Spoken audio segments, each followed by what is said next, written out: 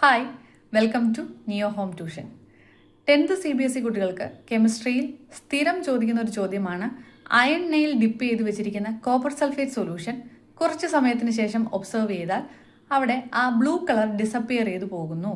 പകരം ഒരു green colour സൊല്യൂഷനാണ് നിങ്ങൾക്ക് കാണാൻ കഴിയുക. അതിനുള്ള കാരണം എന്താണെന്നുള്ളത്. എന്താണ് കുട്ടികളെ അതിനുള്ള കാരണം?